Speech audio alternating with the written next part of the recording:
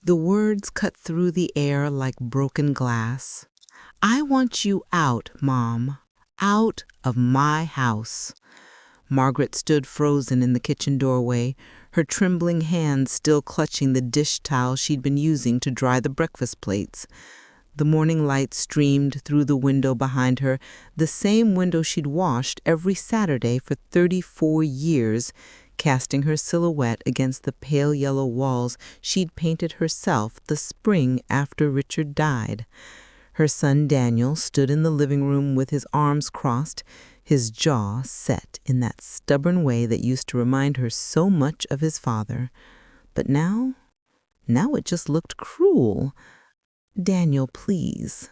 Her voice came out softer than she intended, barely above a whisper. "Can we just talk about this?"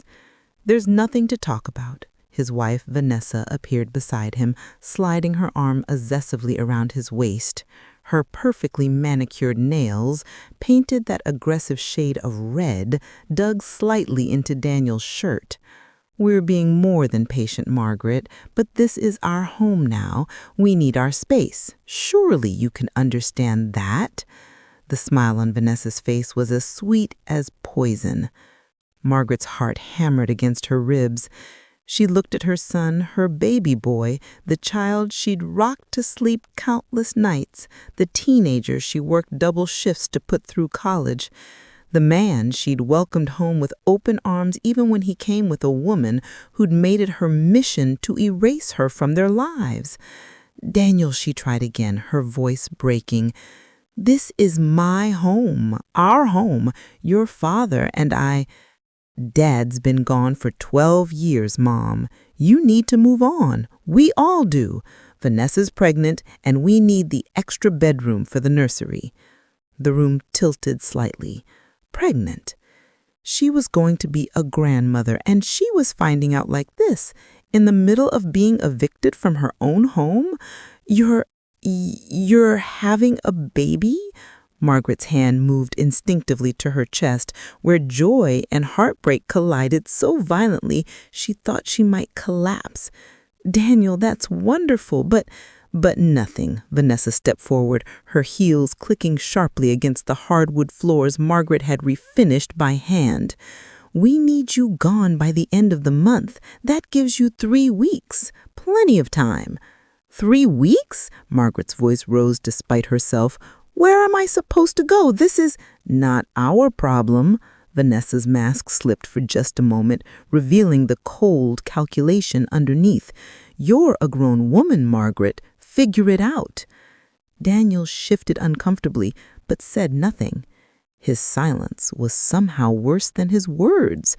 Margaret looked around the room, at the photographs on the mantel showing Daniel's entire life, at the couch she'd saved for months to buy, at the worn spot on the carpet where Richard used to stand every morning, coffee in hand, watching the sun rise. Every corner held a memory, every wall whispered a story, and they wanted her to just leave.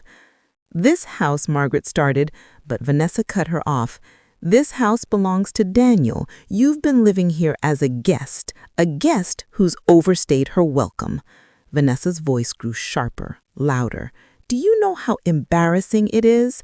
We're 32 years old and my husband's mother still lives with us. Our friends think it's pathetic. I think it's pathetic." "Vanessa," Daniel finally spoke, his voice uncertain. "No, Daniel, she needs to hear this." Vanessa turned back to Margaret, her eyes blazing with something that looked almost like triumph. "You had your time. You raised your son. Now it's my turn, my family, my home, and there's no room for you in it." The silence that followed was deafening. Margaret felt something inside her crack. Not break, not yet, but crack, like the first fracture in a frozen lake before it shatters completely. She looked at her son one more time, searching his face for any trace of the boy who'd once told her he was his whole world, the boy who'd held her hand at his father's funeral and promised, "It's okay, Mom, we'll take care of each other, always." But that boy was gone. The man standing before her now couldn't even meet her eyes. "Fine," Margaret whispered. Vanessa blinked, clearly surprised by the lack of fight. "Fine?" Daniel repeated, his voice carrying something. Guilt? Relief? Margaret couldn't tell anymore. "I'll go." Margaret straightened her spine, drawing on reserves of strength she didn't know she still had. "If that's what you want, Daniel, I'll leave your house." She emphasized the last two words ever so slightly, watching her son's face for any reaction. But he just nodded, looking almost grateful that she wasn't making a scene. What he didn't see, what neither of them saw, was the smallest hint of something else flickering in Margaret's eyes. Not just pain, not just heartbreak, but knowledge. A secret that had been locked away in an old drawer for over a decade, waiting for a moment just like this. "I'll start packing today," Margaret said quietly, folding the dish towel with careful, deliberate movements. "But I'll need a few days to sort through things. 34 years is a lot to process." "End of the month," Vanessa reminded her sharply, "not a day longer." Margaret nodded slowly, then turned and walked down the hallway toward her bedroom. Behind her, she heard Vanessa's triumphant whisper to Daniel. "See, I told you she'd be reasonable. She knows she doesn't have a leg to stand on."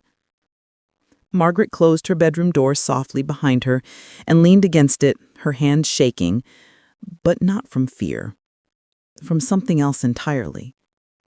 She moved to her closet and pulled down the old cardboard box from the top shelf, the one labeled "Richard's Papers" in faded marker. Her fingers traced the letters lovingly before she opened it. Inside, beneath the sympathy cards and old photographs, was a manila envelope. The envelope her husband had pressed into her hands 3 days before his heart attack, his eyes serious as he made her promise to keep it safe. "Just in case," he'd said. "Just in case anyone ever tries to take what's yours." Margaret pulled out the deed, the house deed, and stared at the name printed in bold, official letters. Margaret Elizabeth Winters, sole owner.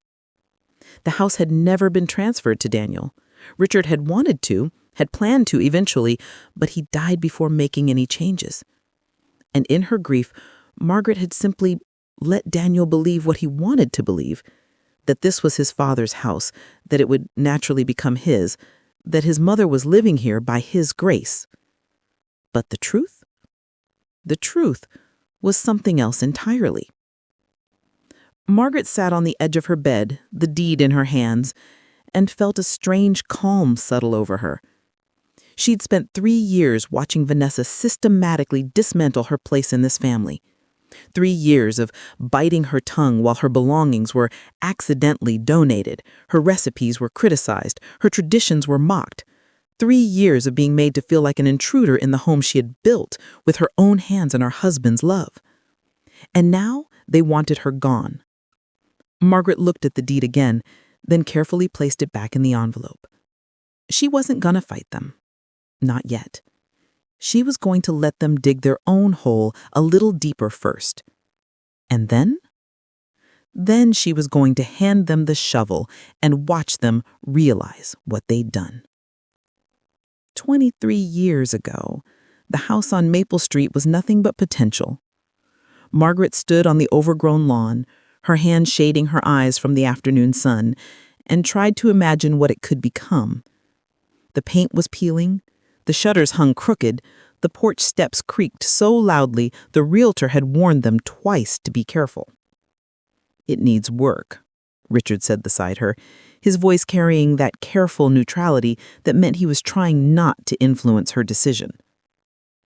Margaret turned to look at her husband, really look at him, at the hope in his eyes that he was trying to hide, at the way his hand unconsciously rested on their 7-year-old son's shoulder, and at the way Daniel was already running through the backyard, his laughter echoing off the tired old walls. "Mom! Dad! There's a treehouse!" Daniel's voice rang out, filled with pure joy. "Well, kind of. It's broken, but we could fix it, right?" Margaret smiled. "It's perfect," she said. Richard's face lit up. "Really?" "Really." She squeezed his hand. "But it'll be a lot of work, but it'll be ours." Richard pulled her close, kissing the top of her head. "Every nail, every painted wall, every memory. Ours." And it was. God, it was. Margaret threw herself into that house the way some people throw themselves into art. She learned to paint, to sand, to fix broken tiles and leaky faucets. Richard worked overtime to afford materials, and they spent every weekend transforming the tired old structure into something beautiful. Daniel helped too, in his own 7-year-old way. He held the paint roller when Margaret worked on the lower walls.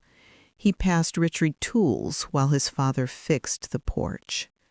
He picked out the color for his own bedroom, a blue so bright it almost hurt to look at. But they painted it anyway because it made him happy. The three of them planted a maple tree in the backyard that first spring. "This tree," Richard said, his hands covered in soil as he patted the earth around the sapling, "is going to grow with our family. Someday, Daniel, you'll climb it with your own kids." Daniel wrinkled his nose. "Kids are gross." Margaret laughed, ruffling his hair. "You say that now." They stood together, the three of them, watching the thin sapling sway in the breeze. It looked so fragile, so impossible that it would ever become anything substantial. But Margaret believed in it. The same way she believed in this house, in this family, in this life they were building together. The years passed like pages in a beloved book. Daniel grew. The tree grew. The house transformed from a fixer-upper into a home that drew compliments from every neighbor on the block. Margaret filled it with life, with birthday parties and Christmas mornings, with Sunday dinners and Halloween decorations. She baked cookies that made the whole house smell like cinnamon. She hung photographs that tracked Daniel's evolution from gap-toothed child to awkward teenager to confident young man. Richard built furniture in the garage, a bookshelf for Daniel's growing collection, a bench for the front porch, a rocking chair for Margaret's 40th birthday that made her cry because he'd carved their initials into the wood. Forever, the carving read, RW plus MW, forever. She sat in that chair every evening, watching the sunset, feeling more blessed than she ever thought possible.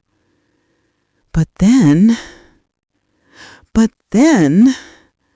Daniel was 19 when Richard collapsed in the driveway. Heart attack. Massive. Fatal. Margaret remembered every detail of that day with crystal clarity. The way the ambulance lights painted the street red and blue, the way the paramedics' faces shifted from urgent to resigned, the way Daniel stood frozen on the lawn, his college textbook still in his hands, watching his father die. The funeral was a blur. But the weeks after, those Margaret remembered with brutal clarity. The silence in the house was unbearable. Richard's coffee mug sat in the cupboard, waiting for a hand that would never reach for it again. His jacket hung by the door. His reading glasses remained on the nightstand, marking a page in a book he'd never finish. Daniel dropped out of college to stay with her. "Mom, I can't leave you alone," he insisted, even as Margaret protested. "Your education can wait." Daniel wrapped his arms around her, and for a moment, he was 7 years old again, needing his mother's comfort after a nightmare. Except now he was the one offering comfort. Dad would want me to be here, to take care of you. And he did. For 2 years, Daniel worked full-time at a warehouse and helped Margaret manage the bills. He fixed the things Richard used to fix.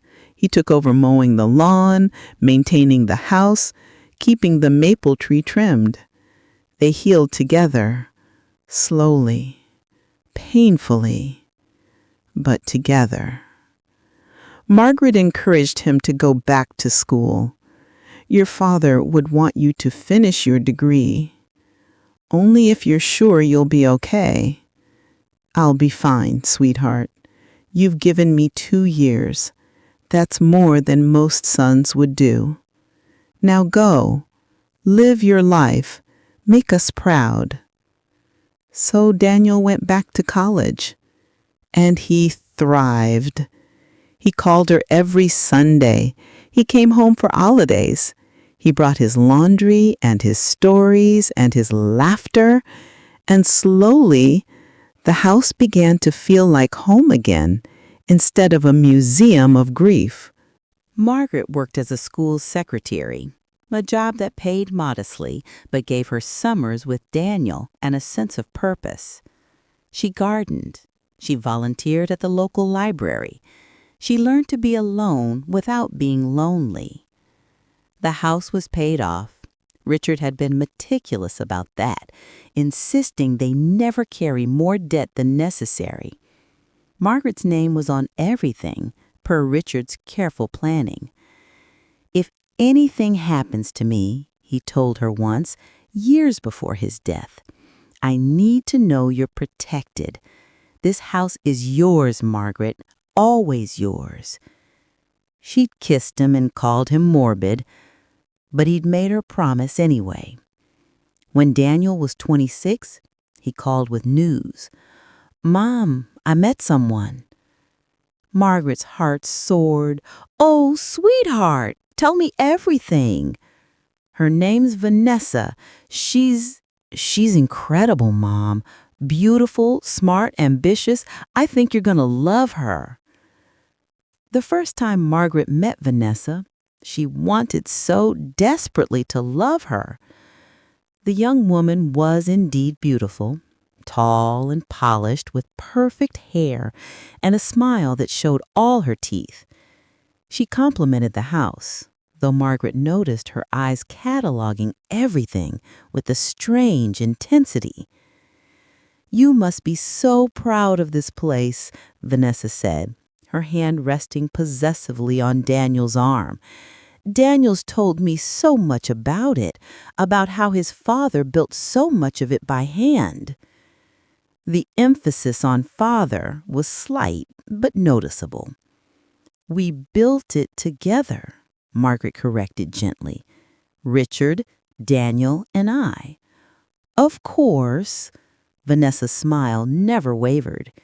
It must be so comforting knowing Daniel will inherit all of this, that your husband's legacy will continue through him. Margaret felt a small ripple of unease, but pushed it aside. Daniel will always have a home here. This house is big enough for all of us. Vanessa's expression flickered, just for a second, with something Margaret couldn't quite name. But then it was gone, replaced by that perfect smile. How generous, Vanessa murmured. The wedding happened 6 months later. Margaret helped plan it, helped pay for it, opened her home for the rehearsal dinner. She welcomed Vanessa into the family with open arms, wanting nothing more than her son's happiness. Daniel was radiant on his wedding day, and Margaret told herself that the cold feeling in her stomach was just normal mother-of-the-groom nerves, nothing more. But when the newlyweds moved into the house, just temporarily, Daniel promised, until we save enough for our own place, Margaret began to notice changes. Small ones at first.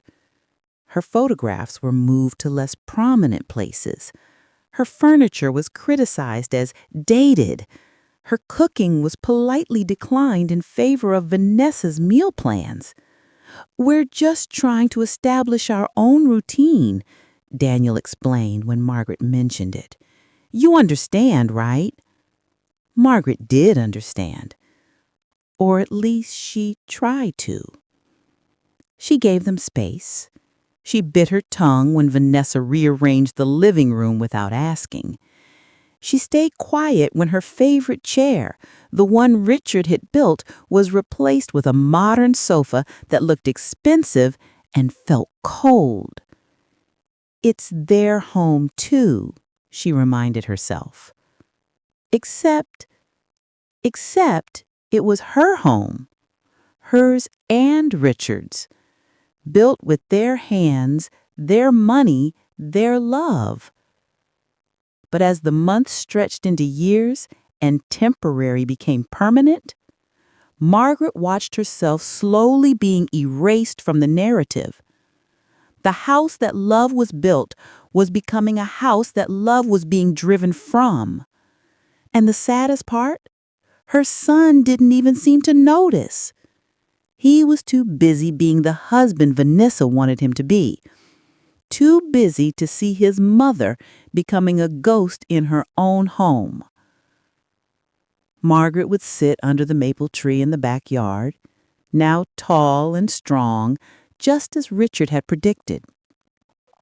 "Someday, Daniel, you'll climb it with your own kids."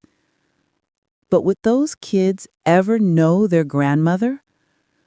Or would Vanessa erase her completely before they even arrived? Margaret didn't know, but she was about to find out. The poison didn't come all at once. It came in drops, small, calculated doses that accumulated over time until Margaret couldn't remember when the air in her own home had become so hard to breathe. It started with Vanessa's concerned voice at the dinner table. "Daniel, honey, did you notice your mom left the stove on again this afternoon?" Vanessa's hand rested on Daniel's, her voice sugary with false worry. "I came home and the burner was still on. No pot, nothing, just on." Margaret's fork paused halfway to her mouth. "I didn't," she started. "It's okay, Margaret. We all forget things sometimes. It's just a little scary. Fire hazard and all." "I didn't leave the stove on," Margaret said more firmly. Daniel looked between them, uncomfortable. "Maybe you just don't remember, Mom? You've been forgetting a few things lately." "What things?" Margaret's voice rose despite herself. Like last week, you asked me the same question 3 times. Daniel shifted in his seat. "And you forgot we had plans for dinner that Saturday." "Because no one told me." Margaret felt heat rising in her chest. "Vanessa made those plans and didn't mention them until I had already started cooking." "That's not true, Margaret." Vanessa's voice remained calm, reasonable. "I told you Tuesday evening. You said okay and went back to your room. Don't you remember?" Margaret stared at her daughter-in-law, searching for any crack in that perfect facade. But there was nothing. Just concern, just patience, just a young woman dealing with her forgetful mother-in-law. Except Margaret knew. She knew she hadn't left that stove on. She knew Vanessa had never mentioned those dinner plans. But how could she prove it? How could she fight an enemy who attacked with such surgical precision that there was never any evidence, never any witnesses, never anything concrete to point to? The incidents multiplied. Margaret's mail started disappearing. Birthday cards from old friends, bills she needed to pay, subscription magazines she'd enjoyed for years, all vanished, only for Vanessa to find them days later, mixed in with recycling or stuffed in Margaret's coat pocket. "I'm so sorry," she gushed when Margaret frantically searched for her mother's jewelry box. "I thought that was junk. It was in the back of the hall closet, and I was cleaning out old things. I had no idea it was important." The jewelry box, with her mother's wedding ring, her grandmother's pearls, photos of her parents, was gone. Vanessa claimed she didn't remember which donation bin she'd used. Daniel's response, "Mom, you should have labeled it or kept it somewhere safer. Vanessa was just trying to help organize." Margaret's recipes were criticized at every meal. "Is there a lot of salt in this?" Vanessa would ask, pushing her plate away slightly. "I'm just trying to watch our sodium intake. For the baby, when we have one, we need to establish healthy eating habits now." When Margaret cooked less salt, Vanessa would comment on the blandness. When Margaret tried new recipes, Vanessa would sigh and order takeout. "I just can't eat such heavy food anymore," she'd explain, rubbing her flat stomach as if she were already pregnant. "Maybe it's better if I handled the cooking from now on." "You've earned your rest, Margaret." Rest. The word became a weapon. "You should rest, Margaret. You've done enough." "Why don't you rest, Margaret? You look tired." "Let me handle this, Margaret. You need your rest." Rest meant being pushed aside. Rest meant being invisible. Rest meant being relegated to her bedroom while life happened without her in the house she'd built. The whispers started around month 18. Margaret would wake in the night to hear Vanessa's voice drifting down the hallway, low and urgent. "She's never going to leave on her own, Daniel. We need to be more direct." "I can't just kick out my mother, Vanessa." "I'm not saying kick her out. I'm saying encourage her toward independence. She's only 64. Plenty of women her age live perfectly fulfilling lives in their own apartments. She'd probably be happier." "I don't know." "Daniel," Vanessa's voice turned sharp, "I gave up my apartment to move in here. I've been patient. I've been understanding. But I will not raise children in a home where I'm not the woman of the house, where your mother undermines every decision I make, where I feel like a guest in my own home." "It's not your home, though, technically. It's my mom's." "Is it?" Vanessa's voice was cold now. "Your father built this house for his family. His family, Daniel. You're his son. This is your inheritance. Your mother has just been holding it, living in it. But it's meant to be yours. Ours."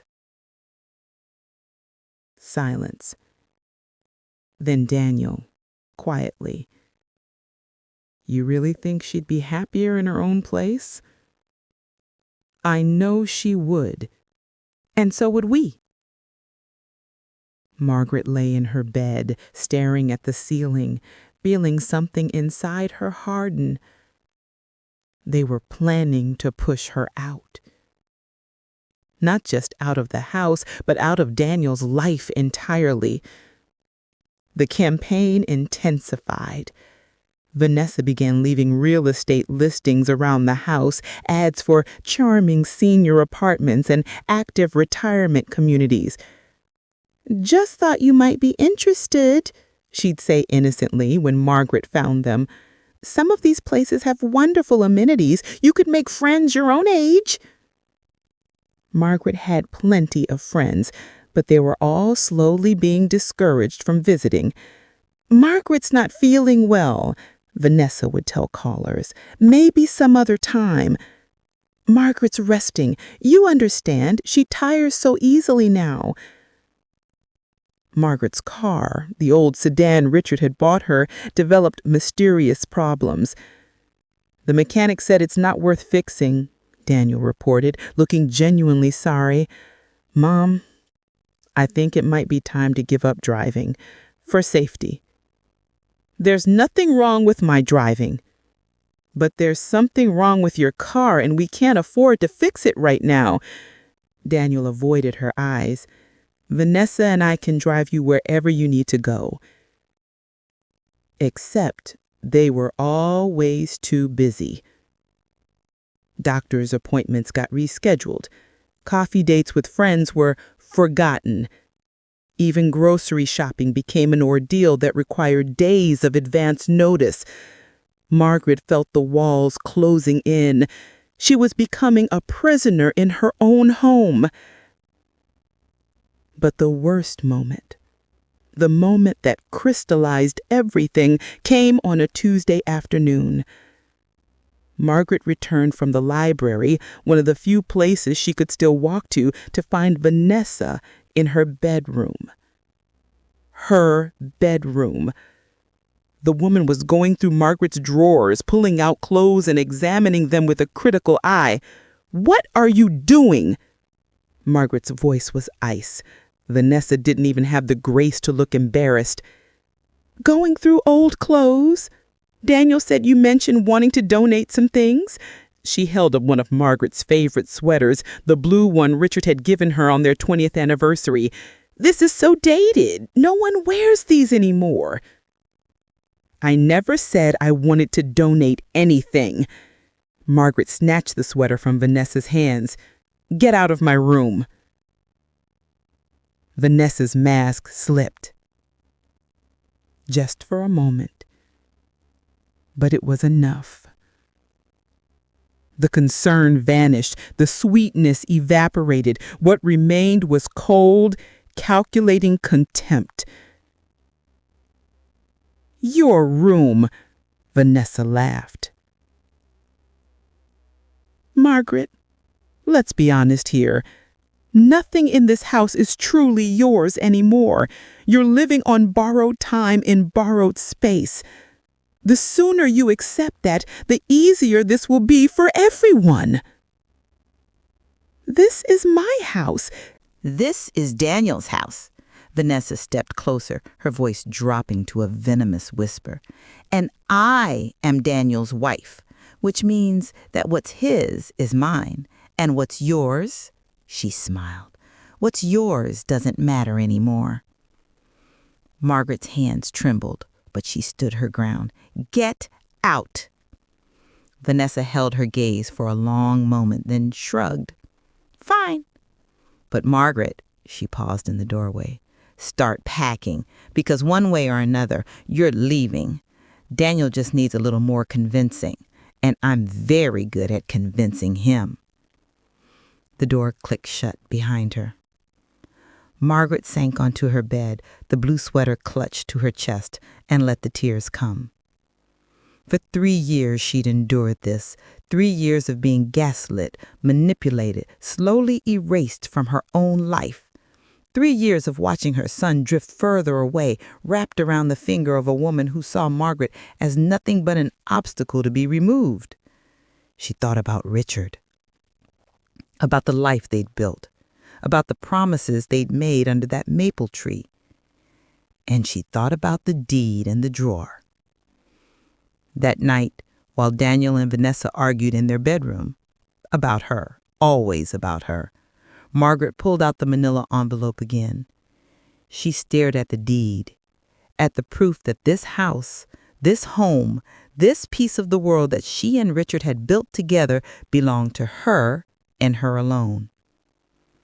The law was on her side, but was she willing to use it? Was she willing to break her son's heart with the truth? Margaret didn't know. But as she heard Vanessa's voice rising, demanding that Daniel do something about your mother, Margaret felt something shift inside her. She'd been silent for too long. She'd been accommodating for too long. She let love make her weak. But love also makes you strong. And Margaret had loved this house, this life, this family longer and harder than Vanessa could ever imagine. If they wanted a fight, Margaret was finally ready to give them one. Just not the kind they expected. She carefully placed the deed back in its envelope and put it in her purse, no longer in the drawer where prying hands might find it. Then she waited, because she knew what was coming. She'd seen it building in Vanessa's eyes, heard it in the whispered arguments, felt it in every calculated slight. The final confrontation was near, and when it came, Margaret would be ready. The boxes arrived on a Thursday. Margaret came home from her morning walk to find them stacked in the hallway. Flat-packed cardboard, the kind you get from moving companies, with "fragile and handled with care" stamped on the sides. Vanessa was in the kitchen, humming. Actually humming. "Oh, good, you're back." Vanessa looked up with a smile that didn't reach her eyes. "I picked those up for you, to help with the packing. The end of the month is coming up fast, and I thought you might need the organizational support." Margaret stared at the boxes, feeling the air leave her lungs. "You bought me moving boxes." "Well, yes," Vanessa tilted her head, feigning confusion at Margaret's tone. "You agreed to leave, remember? I'm just helping you follow through. Daniel and I even looked at a few apartments for you. There's a nice studio about 20 minutes away, small but perfect for one person, very affordable on a fixed income." "I haven't agreed to anything." "Oh, Margaret," Vanessa's voice took on that patronizing edge again. "We talked about this in the living room, remember? You said, 'Fine.' We all heard you." "I said I'd leave your house. This isn't—" "Nothing." Margaret stopped herself. Not yet. Not until she was absolutely sure she had no other choice. "This isn't what?" Vanessa prompted, her eyes sharp. "Nothing." Margaret moved toward her bedroom, stepping around the boxes. "I need to make some calls." "Well, don't take too long." Vanessa turned back to her phone, scrolling through something. "The realtor is coming tomorrow to do an initial assessment. We want to list the house as soon as you're out. The market's hot right now. We should get a great price." Margaret's hand froze on her bedroom doorknob. "You're selling the house?" "Of course we're selling it." Vanessa didn't even look up. "It's way too big for us. We'll get something newer, more modern. Maybe one of those new developments across town. Daniel's always wanted a house with a proper home office." Something roared in Margaret's ears. They weren't just pushing her out. They were erasing everything. The house Richard built, the rooms she'd painted, the maple tree in the backyard, the memories embedded in every floorboard and every wall. They were going to sell it all like it meant nothing, like it was nothing. Margaret closed her bedroom door and leaned against it, her heart racing. Her hands shook as she pulled out her phone and dialed a number she hadn't called in over a decade. "Harris and Associates, how may I direct your call?" "Yes, I need to speak with Robert Harris, please. Tell him it's Margaret Winters." There was a pause. "One moment, please." Classical music filled the line, some violin concerto that made Margaret want to scream. She paced her small bedroom, stepping over years of accumulated life, until finally, "Margaret, my God, it's been years. How are you?" Harris had been Richard's best friend from college. He'd been the best man at their wedding, Daniel's godfather, and the family attorney who'd helped them with the house purchase and Richard's will. "Robert, I need help." Her voice cracked on the last word, and suddenly everything came spilling out. 3 years of abuse and manipulation, the escalating pressure, Vanessa's demands, Daniel's blind compliance, and now the threat of being thrown out while they sold her home out from under her. Robert listened in silence until she finished. "Margaret," he said quietly, "do you have the deed?" Yes, it's in my purse. I've been carrying it." "Good. Don't let it out of your sight." She heard him moving papers around. "Margaret, I need you to understand something very clearly. That house is yours. Legally, completely, irrevocably yours. Richard made absolutely certain of that before he died. Do you remember? He had you sign papers, made sure your name was on everything. I remember. I just... Daniel always talked about it like it was his father's house, like he would inherit it. I never corrected him because I always assumed... You assumed you'd live there until you died, and then, yes, Daniel would inherit it. But that's your decision to make, Margaret, not his, and certainly not his wife's. They have no legal right to demand you leave, let alone sell the property. They're bringing a realtor tomorrow. Robert actually cursed, which Margaret had never heard him do.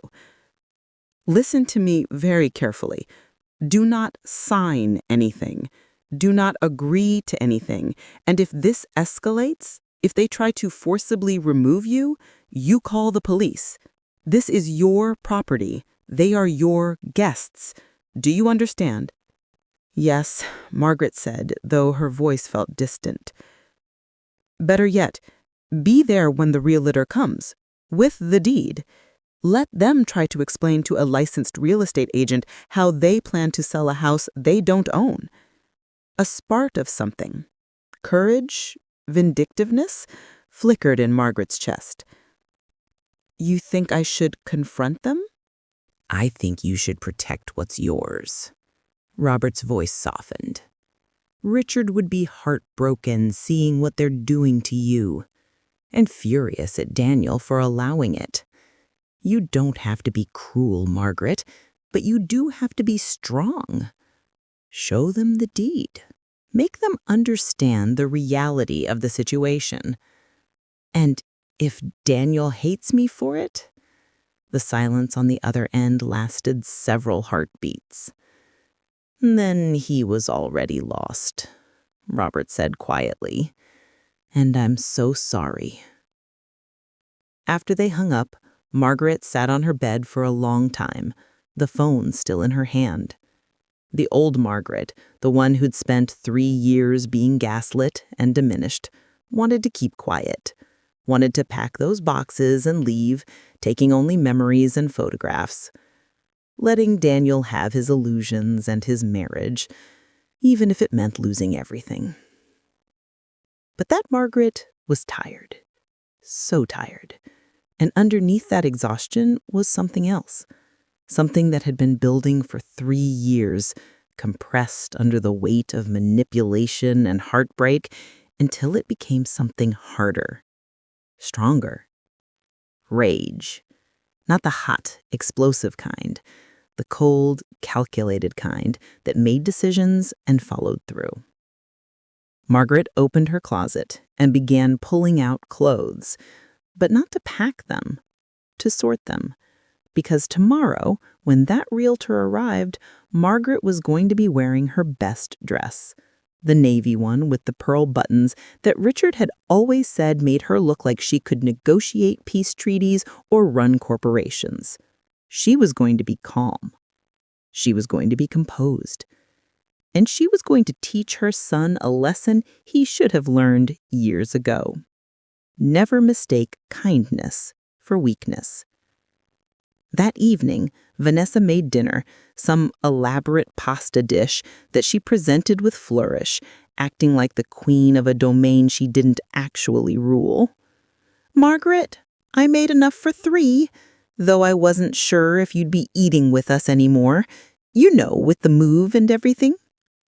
Daniel looked uncomfortable, pushing food around his plate. Margaret set down her fork very carefully. Actually, I need to discuss something with both of you. Oh, Vanessa's eyes glittered. Finally ready to talk timelines? Because the sooner... I'm not leaving. The silence was absolute. Vanessa blinked. Excuse me? I said I'm not leaving. Margaret's voice was steady. This is my home. I'm staying. Daniel's head snapped up. Mom, we've been through this. No, Daniel, you've been through this. You and Vanessa made a decision about my life without actually consulting me. You told me to leave. You bought boxes, you called a realtor, but you never once asked me what I wanted or considered what I have every right to do. Right? Vanessa's laugh was sharp. Margaret, you don't have any rights here. This is Daniel's house. Show me the deed. Vanessa's mouth snapped shut. What? Daniel looked between them, confused. The deed, Daniel. The house deed, the legal document that proves ownership. Daniel looked at his son. Really looked at him. Have you ever actually seen it? Do you know whose name is on it? Dad left it to me, but his voice had gone uncertain. Did he? He must have. This was his house. He built it. We built it. Your father and I, together as a married couple. And when he died, guess whose name the house was in? The color was draining from Vanessa's face. She knew. Somehow. The woman knew, and she'd been gambling that Margaret would never call her bluff. "Mom, what are you saying?" Daniel asked. Margaret went to her bedroom and returned with the manila envelope. With shaking hands but steady resolve, she pulled out the deed and placed it on the dinner table between them. "I'm saying this house belongs to me, only me. Your father made sure of it before he died, made sure I'd be protected, that I'd always have a home." She looked at Daniel, her heart breaking even as she spoke the truth. "You've been living in my house, Daniel, as my guest, and I have never, not once, made you feel unwelcome. Until now. I didn't even tell you because I never wanted you to feel like you owed me anything. This was your home, your childhood home. I wanted you to feel that it was yours." "But it's not," Vanessa whispered, staring at the deed like it was a poisonous snake. "No," Margaret said quietly, "it's not." Daniel picked up the deed with trembling hands, reading it over and over as if the words might change. They didn't. Margaret Elizabeth Winters, sole owner. I don't understand," Daniel said, his voice breaking. "Dad always said this was our family home. And it is, but legally, it's mine. He wanted to make sure I'd be taken care of if anything happened to him. And then something did happen, and instead of taking care of me, you—" She couldn't finish. Daniel's face had gone white. For the first time in 3 years, Margaret saw recognition in his eyes, understanding of what he'd done, what he'd allowed to be done. "Mom, the realtor is coming tomorrow. I suggest you call and cancel, because I'm not selling. I'm not leaving. And if you try to force me," she straightened her spine, "then you'll be the ones moving out." She left the deed on the table, her proof, her power, her protection, and walked back to her bedroom. Behind her, she heard Vanessa's whispered fury, Daniel's shocked silence, and the sound of chairs scraping as the perfect life they tried to build on top of her collapsed.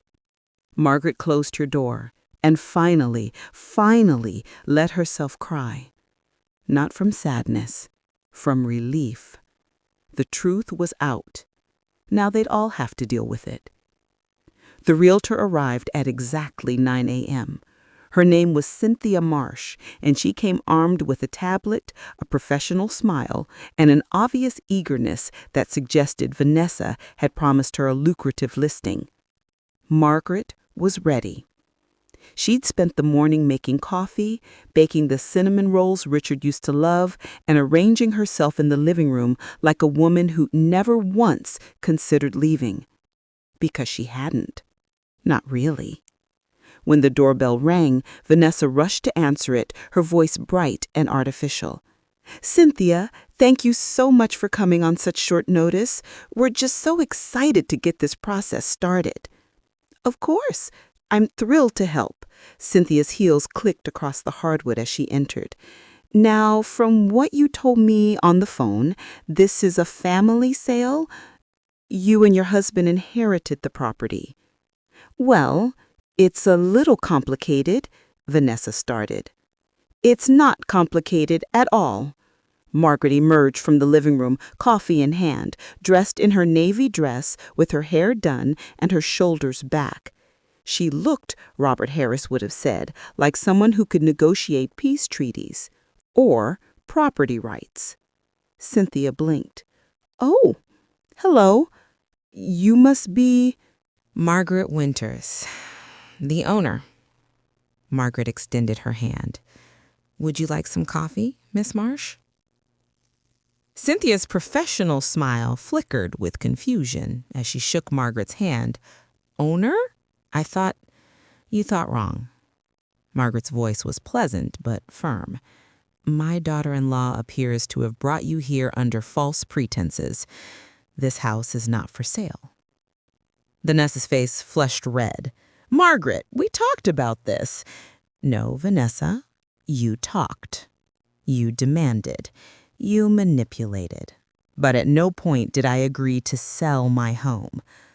Margaret turned back to Cynthia, who was beginning to look distinctly uncomfortable. I apologize for wasting your time, Miss Marsh, but I believe you'll want to see this before you proceed. Margaret handed her the deed. Cynthia studied it, her eyes moving rapidly across the legal text. Her expression shifted from confusion to understanding to profound discomfort. This property is solely in your name, yes. And you are not interested in selling, correct? Cynthia handed the deed back carefully, as if it might burn her, and turned to Vanessa with barely concealed frustration. Mrs. Winters, it's Miss Chen, Vanessa snapped. I kept my maiden name. Miss Chen, did or did you not tell me that you and your husband owned this property? It's his family home? That's not what I asked. Cynthia's professional demeanor had cooled considerably. I asked if you own it, because if you don't, then you've brought me here to list a property that isn't yours, which is not only a waste of my time, but potentially illegal. My husband, she looked around wildly. Daniel, get down here. Daniel appeared at the top of the stairs, looking like he hadn't slept. His eyes were red, his hair disheveled, and when he saw the realtor, he actually flinched. Vanessa, what's going on? Your mother is sabotaging us. Your mother? Cynthia interjected coldly, is exercising her legal rights as the property owner. Mr. Winters, were you aware that this house belongs solely to your mother? Daniel's jaw worked soundlessly for a moment. I just found out last night, and yet your wife called me 3 days ago to schedule this appointment. The implication hung in the air like smoke. Vanessa knew, or at least suspected, that the house wasn't Daniel's, and she tried to proceed anyway, gambling that Margaret wouldn't fight back. This is ridiculous, Vanessa hissed. Daniel, tell her that your father meant for you to have this house, that it's yours by right, even if the paperwork is law, Miss Chen. And I don't work with clients who misrepresent property ownership. Mrs. Winters, she nodded at Margaret, I apologize for the intrusion. If you ever do decide to sell, please feel free to contact me. Your home is beautiful, and in this market, it would command an excellent price. I'll keep that in mind, Margaret said quietly. They all watched Cynthia leave, her car pulling away from the curb with what seemed like extra speed. The silence that followed was devastating. I can't believe you, Vanessa said, finally, her voice shaking with rage. Do you know what you just did? You humiliated us, humiliated me in front of a professional contact. This is "This is my house," Margaret said, and her voice was steel. "My name is on the deed. My money helped buy it. My hands helped build it. And you tried to sell it without my permission.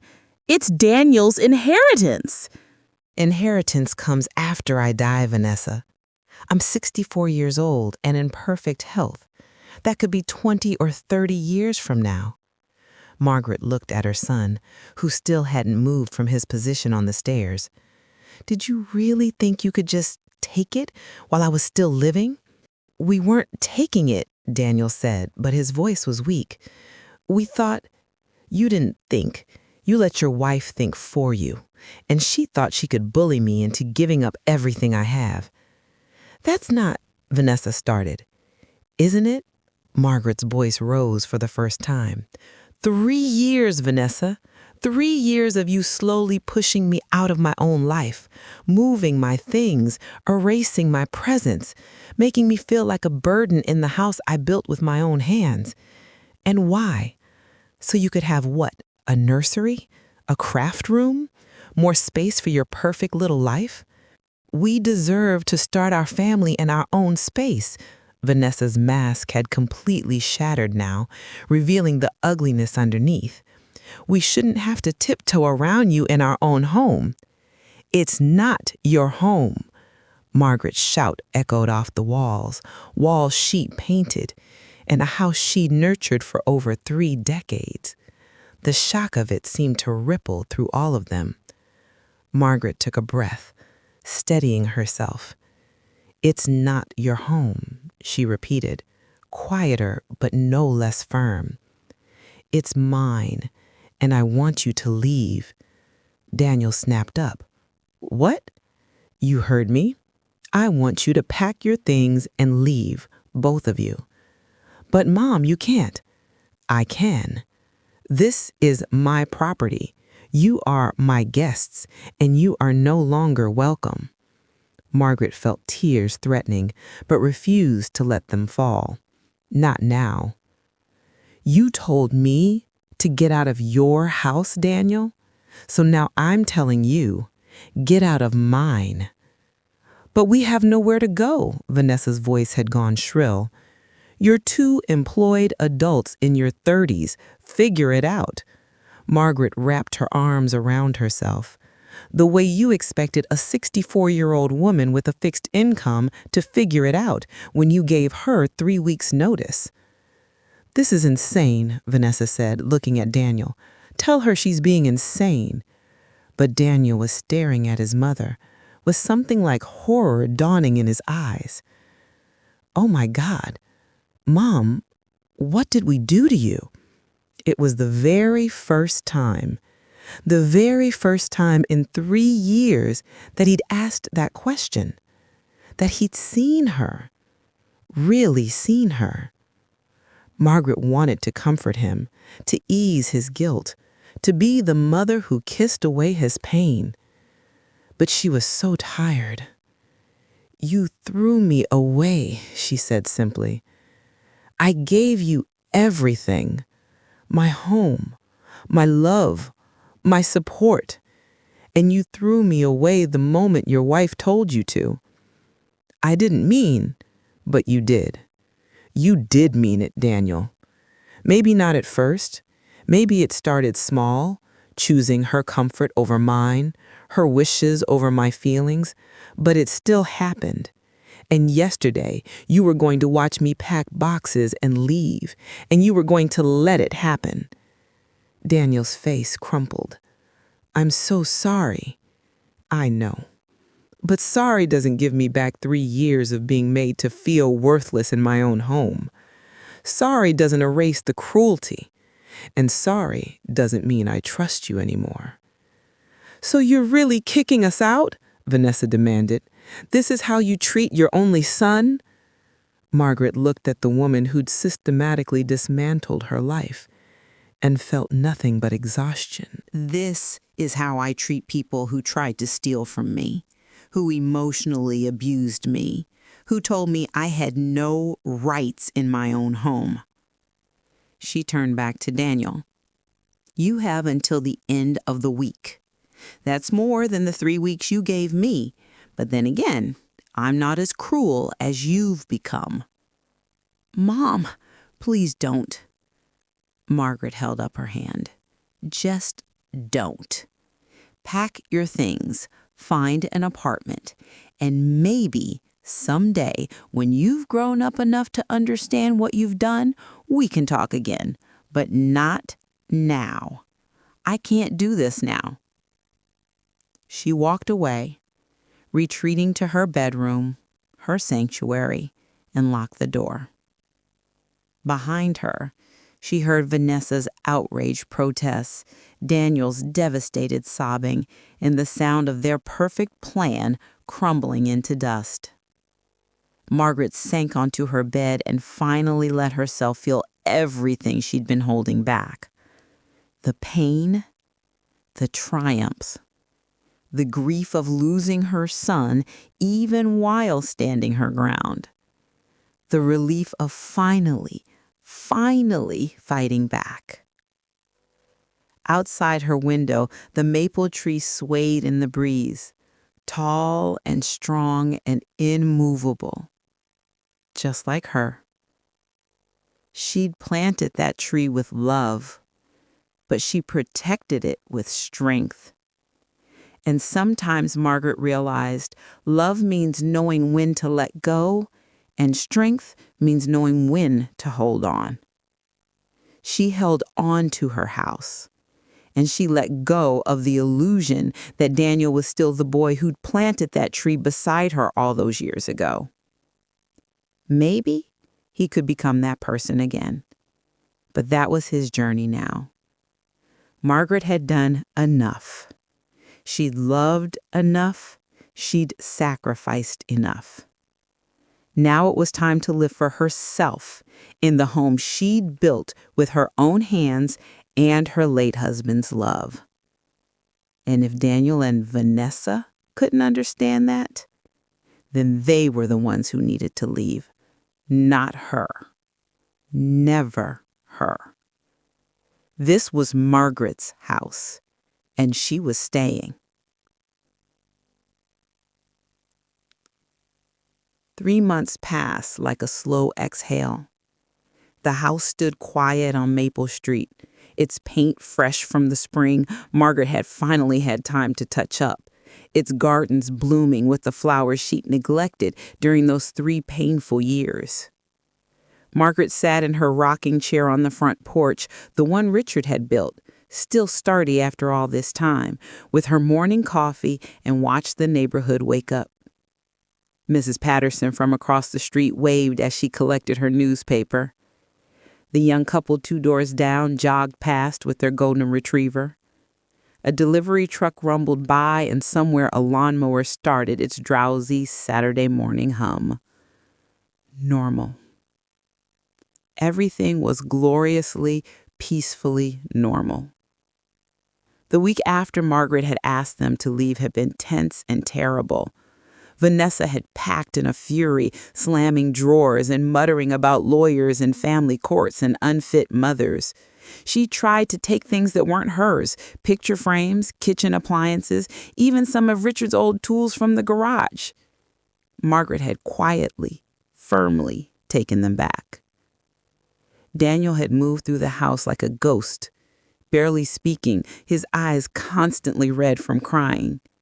He tried several times to apologize, to explain, to somehow make it right. Margaret had listened, but held firm. "You can be sorry and still face consequences," she told him. "That's what being an adult means." They'd moved into a 2-bedroom apartment across town. Margaret had heard through Robert Harris, who'd heard through his secretary, who'd heard from her daughter, that it was small and expensive and that Vanessa hated it. Margaret tried not to feel satisfaction at that. She mostly succeeded. For the first month, Daniel called every few days. The conversations were stilted and painful, him apologizing, her accepting but not absolving, both of them dancing around the enormous breach between them. Then the calls became weekly. Then they stopped altogether. Margaret told herself she was fine with it. Some days, she even believed it. She filled her time with things she'd neglected. She rejoined her book club. She volunteered at the library 3 days a week. She had coffee with friends who'd been slowly excluded from her life and found herself laughing, really laughing, for the first time in years. She reclaimed her home room by room, painting Daniel and Vanessa's bedroom a soft green and turning it into an art studio. She'd always wanted to try watercolors, and now she had time. Now she had space. Now she had peace. But late at night, when the house was dark and silent, Margaret would stand in the doorway of Daniel's old childhood bedroom, the one with the blue walls he'd picked out at 7 years old, and feel the loss like a physical ache. She'd lost her son, not to death, which would have been clean and final, but to his own choices, which felt somehow worse. Because death couldn't be changed, but choices could be. Choices should have been.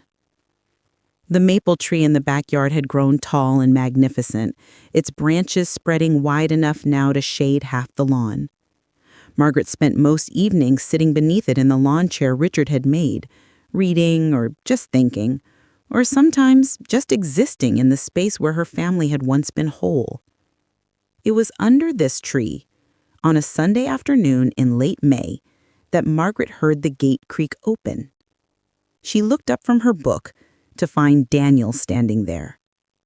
He looked different, thinner, older.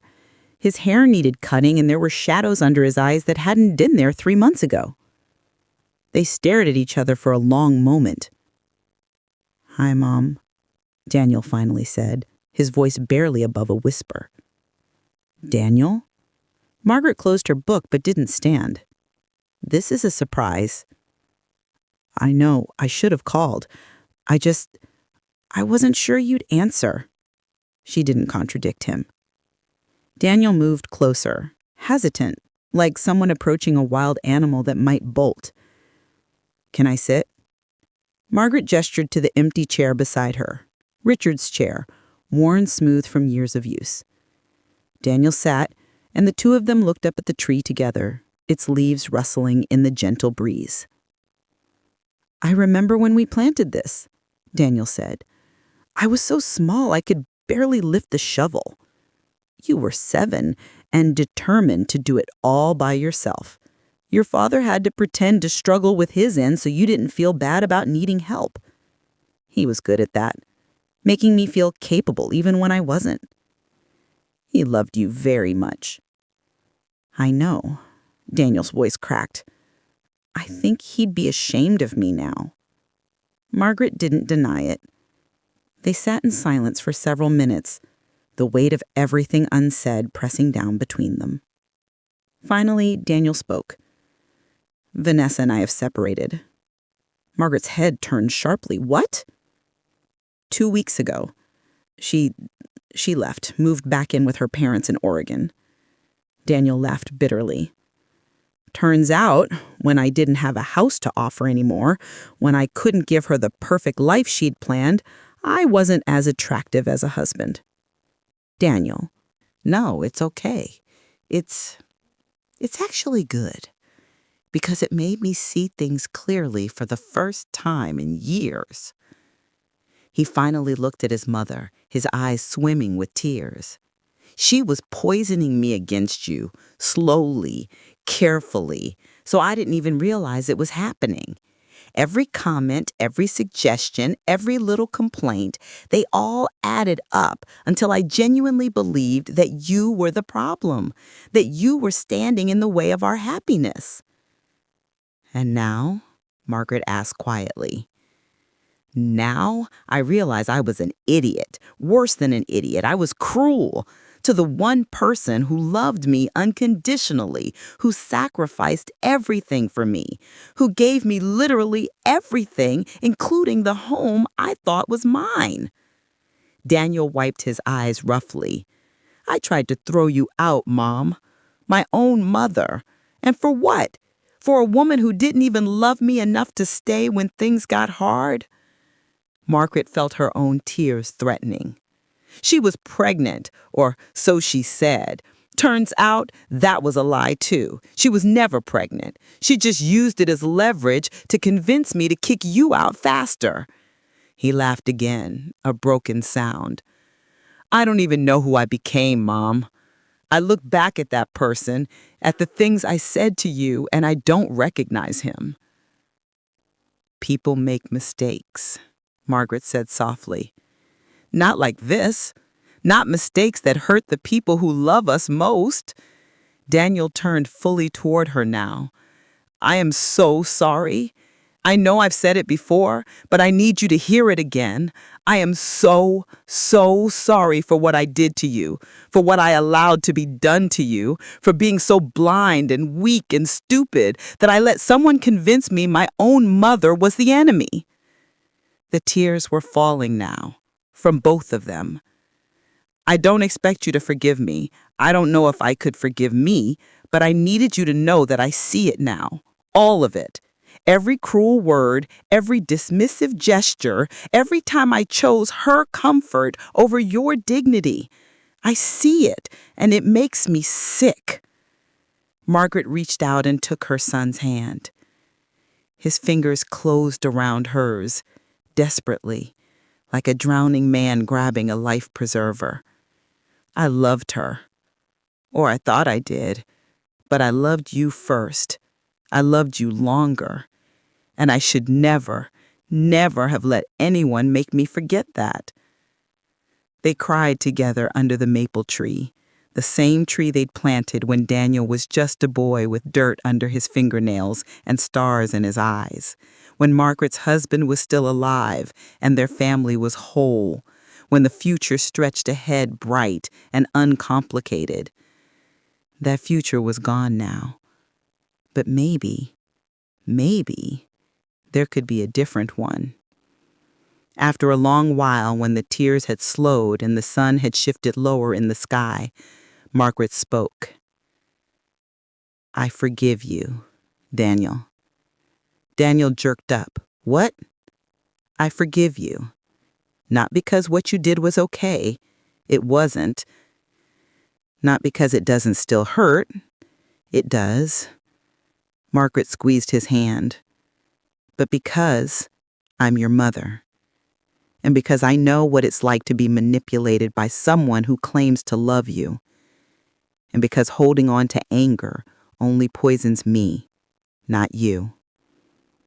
I don't deserve your forgiveness. Probably not, but I'm giving it anyway. Margaret managed a watery smile. That's what love does. It forgives even when it's hard, even when it shouldn't, even when the wound is still fresh. I want to make it right, Daniel said urgently. I want to, move back home, help you with the house, prove that I've changed. No. Daniel's face fell. Not yet, Margaret clarified. You need to build your own life first, not the life Vanessa wanted, not the life you thought you should have, your life. Figure out who you are without someone else telling you. Stand on your own 2 feet. But I could help you. I don't need help, sweetheart. I've been managing fine on my own. Margaret's voice was gentle but firm. What I need is for you to grow into the man your father and I raised you to be. The man I know is still in there somewhere. Daniel nodded slowly, understanding even though it clearly hurt. Can I visit sometimes? Not to live, just to be with you? Margaret pretended to consider this, though her answer had been yes from the moment she saw him standing by the gate. Sunday dinners. Come for Sunday dinner. We can cook together like we used to, talk, rebuild slowly. I'd like that. I'd really like that. They sat together as the sun continued its descent, painting the sky in shades of orange and pink and gold. The maple tree's shadow stretched long across the lawn, its roots buried deep in soil that had nurtured it for over 20 years. Those roots remembered the hands that planted them. A father's hands, a mother's hands, a child's small fingers covered in earth. Those roots remembered being small and fragile and uncertain. They remembered growing slowly, steadily, fed by patient care and unconditional love. They remembered storms that bent their branches that didn't break them. And they remembered that the strongest trees are the ones that weather everything and still reach for the sun. Margaret looked at her son, broken and humbled, and finally seeing clearly, and thought about roots, about how deep they go, about how much they can endure, about how they always remember where they came from. "There's one thing I need you to understand," Margaret said quietly. "This house is mine. It'll be yours someday when I'm gone, but that will be my choice to give, not your right to take. I understand. And Mom, I don't want the house. I never want you to think that's why I'm here. Then why are you here?" Daniel looked at her with eyes that finally looked like the boy she'd raised. "Because I want my mother back. Not her house, not her money, not anything except her." His voice broke. "I just want my mom back." Margaret pulled her son into her arms, and he collapsed against her like he used to when he was small and the world felt too big and scary. "You never lost me," she whispered into his hair. "I was always here. You just forgot to look." They stayed like that as the sunset faded into twilight, as the first stars appeared in the darkening sky, as the maple tree's leaves whispered secrets only trees remember. The house on Maple Street stood behind them, walls that witnessed joy and grief, love and betrayal, breaking and healing. It was Margaret's house, built with her hands, protected with her strength, filled with her memories. But more than that, it was a home. And homes, Margaret understood now, weren't about ownership or deeds or who had legal rights. Homes were about who you let inside, who you trusted with your heart, who you allowed to see you at your weakest and loved you anyway. She'd lost that for a while, but maybe, just maybe, it was coming back. Not the same as before, better, because it had been tested, stronger because it had survived, real in a way it had never quite been when Daniel was just a boy who'd never learned that love requires action, not just words. "Come on," Margaret said, standing and pulling Daniel to his feet. "Let's go inside. I made pot roast, and there's plenty for two." "Your pot roast?" Daniel's face lit up with the first genuine smile she'd seen from him in years. "With the little potatoes?" "With the little potatoes. I've missed your cooking so much. Vanessa never let me—" He stopped. "Sorry, I don't want to talk about her." "Then don't." Margaret linked her arm through his as they walked toward the house. "Tell me about your job, about your apartment, about anything and everything except her." So he did. They talked through dinner, through dessert, through the washing of dishes side by side at the sink where Margaret had washed dishes for over 30 decades. They talked until the moon was high and Daniel finally, reluctantly, said he should go. "Next Sunday?" he asked at the door, looking so hopeful it made Margaret's heart ache. "Next Sunday," she confirmed. 5 o'clock. Don't be late." "I won't." He hugged her tight. I love you, Mom. I love you too, sweetheart. I always have. I always will. She watched him drive away, his tail lights disappearing around the corner, and then she closed her door, in her house, in the home she'd fought for, and smiled. It wasn't perfect. It wasn't healed, not completely, but it was a beginning. And sometimes beginnings are the best thing you can hope for. Margaret turned off the lights one by one, checked that the doors were locked, and made her way to her bedroom. Through the window, she could see the maple tree silhouetted against the night sky, its branches reaching upward toward stars that had witnessed everything. "We did good, Richard," she whispered to the memory of her husband, to the man who'd made sure she'd always be protected. "He's finding his way back." The tree swayed gently, as if in agreement, and Margaret, standing in the house that love built, in the home she'd defended with quiet strength, in the space she'd reclaimed for herself, finally felt something she hadn't felt in 3 long years. Peace. Not just the absence of conflict, but true peace. The kind that comes from knowing your worth, from standing your ground, from loving fiercely but not at the expense of yourself, from understanding that sometimes the greatest act of love is teaching people that you cannot be discarded, that you matter, that your home, your heart, your life are yours to protect. And protect them she had. Margaret climbed into bed, Richard's side still empty but no longer painfully so, and closed her eyes. Tomorrow she'd paint, or garden, or call her friends, or simply sit under her tree and read her book and exist in the space she'd carved out for herself.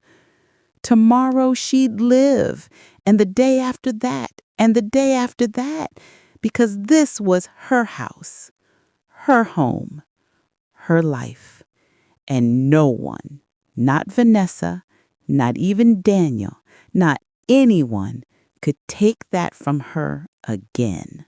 The deed in the drawer had saved her, but the strength in her heart had freed her, and that strength she knew now had been there all along, waiting for the moment she needed most, waiting for the day she'd finally understand that loving yourself is not selfish.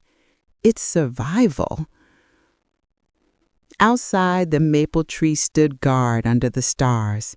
Its roots ran deep. Its trunk stood strong. Its branches reached high. Just like the woman who planted it all those years ago. Just like Margaret. This story isn't just about property rights or legal ownership. It's about something deeper. About the quiet erosion of dignity that can happen when love is taken for granted. About how manipulation works in shadows, slowly convincing both victim and abuser that cruelty is justified. But most importantly, it's about reclamation. Margaret didn't just reclaim her house. She reclaimed her voice, her power, her sense of self-worth that had been systematically dismantled. The deed was just paper. The real victory was Margaret remembering that she mattered, that her sacrifices had value, that she had every right to protect what was hers, not just the building, but the life inside it. And maybe, just maybe, Daniel learned the hardest lesson of all, that love without respect is worthless, that gratitude must be shown through actions, not words, and that some betrayals, once committed, change relationships forever, even when they're forgiven. The house on Maple Street stands as a testament to one woman's strength, but also as a reminder. Never mistake someone's kindness for weakness. Never assume someone's love means they'll tolerate being mistreated. And never, ever forget that the people who gave you everything deserve your protection, not your betrayal. Because home isn't just about walls and roofs. It's about respect, dignity, and the knowledge that you belong. Margaret fought for all three, and she won.